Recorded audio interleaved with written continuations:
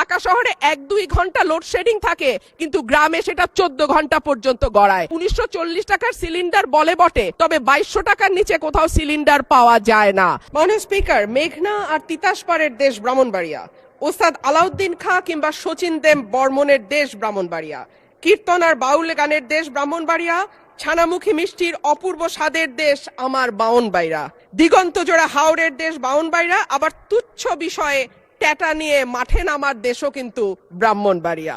মাননীয় স্পিকার, বাংলাদেশের শিল্প সাহিত্য সংস্কৃতির রাজধানী বলা হয় ব্রাহ্মণবাড়িয়াকে।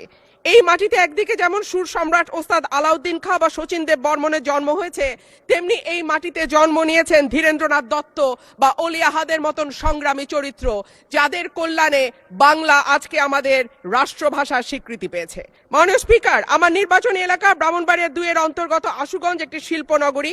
এখানে আছে সার কারখানা, বিদ্যুৎ কেন্দ্র, চালকল, মিল, ফ্যাক্টরি, আছে বন্দর। ব্রাহ্মণবাড়িয়ার গ্যাস যায় সারা বাংলাদেশে, কিন্তু ব্রাহ্মণবাড়িয়ার মানুষ গ্যাস পায় না। মাননীয় স্পিকার, তিতাস গ্যাস ফিল্ড বাংলাদেশের অন্যতম প্রাচীন ও প্রধান প্রাকৃতিক গ্যাস কেন্দ্র। 1962 সালে আবিষ্কৃত এই গ্যাস ক্ষেত্র থেকে বর্তমানে 22টি কূপের মাধ্যমে দৈনিক প্রায় 325 মিলিয়ন ঘনফুট গ্যাস জাতীয় গ্রিডে সরবরাহ করা হচ্ছে।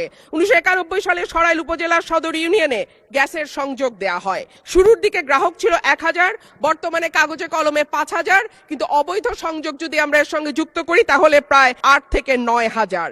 কিন্তু প্রত্যেকজন গ্রাহকই আছেন চরম গ্যাসের সংকটে। সরাইল সদরে 1.5 কিলোমিটার এলাকায় 6 ইঞ্চি এবং 1 কিলোমিটার এলাকায় 4 ইঞ্চি ব্যাসের পাইপ দিয়ে গ্যাস সঞ্চালন লাইন টানা হয়েছে। এরপরে পাড়ায় পাড়ায় 2 ইঞ্চি ব্যাসের পাইপ বসানো হয়েছে। কিন্তু সমস্যা হলো সকাল 7টা থেকে দুপুর 2টা পর্যন্ত গ্যাসের কোনো চাপ থাকে না, চুলা মিটমিট করে জ্বলে। এরপর মন চাইলে গ্যাস আসে 1 ঘন্টার জন্য, তারপরে আবার রাত পর্যন্ত গ্যাসের কোনো খবর নাই। দেশে গ্যাসের সংকট আছে, তার উপরে শীতকালে গ্যাসের চাহিদা আরো বাড়ে। অন্যদিকে আছে অবৈধ সংযোগ। Bakhrabad gas transmission and distribution system limited Brahmanbaria কার্যালয় থেকে জানানো হয়েছে, লোকবলের অভাব সহ নানা সংকটে তাদের তদারক করা পুরোপুরি সম্ভব হচ্ছে না। মাননীয় স্পিকার, 2016 সালে বাসাবাড়িতে গ্যাসের সংযোগ দেওয়া বন্ধ হলেও এখনো কিন্তু অসাধু কর্মকর্তাদের সাহায্যে বেশ কিছু মানুষ বাড়িতে অবৈধ গ্যাসের সংযোগ নিয়ে রেখেছে। সরকার রাজস্ব বঞ্চিত হচ্ছে এবং যাদের বাড়িতে সত্যিকারের লাইন আছে তারাও গ্যাস পাচ্ছে না। শেষমেশ মাটির চুলা, এলপিজি সিলিন্ডার আর বৈদ্যুতিক চুলা ভরসা।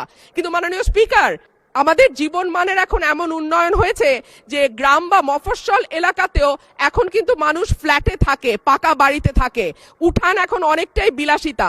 সুতরাং মাটির চুলায় রান্না করা বাস্তবতা বিবর্জিত। মাননীয় স্পিকার, আমাকে 2 মিনিট সময় বাড়িয়ে দেবেন। অন্যদিকে যদি আমরা এলপিজির দিকে তাকাই, মাননীয় স্পিকার, 1940 টাকার সিলিন্ডার বলে বটে, তবে 2200 টাকার নিচে কোথাও সিলিন্ডার পাওয়া যায় না।